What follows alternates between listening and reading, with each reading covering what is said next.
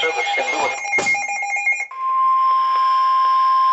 The National Weather Service in Wilmington has issued a severe thunderstorm warning for Kenton County, Campbell County, Southern Boone County, Eastern Hamilton County, Claremont County, until 4:45 p.m. At 4:14 p.m., a severe thunderstorm was located over Terrace Park, moving east at 50 miles an hour.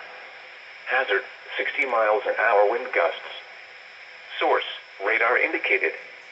Impact, expects damage to trees and power lines. Locations impacted include Cincinnati, Covington, Florence, Independence, Norwood, Erlanger, Fort Thomas, Newport, Sharonville, Blue Ash, Loveland, Springdale, Reading, Montgomery, Madera, Edgewood, Alexandria, Ellesmere, Wyoming, and Fort Mitchell. This includes the following interstates: I-71 in Kentucky between mile markers 74 and 77. I-71 in Ohio between mile markers 0 and 18. I-75 in Kentucky between mile markers 168 and 176, in between mile markers 186 and 191. I-75 in Ohio between mile markers 0 and 17.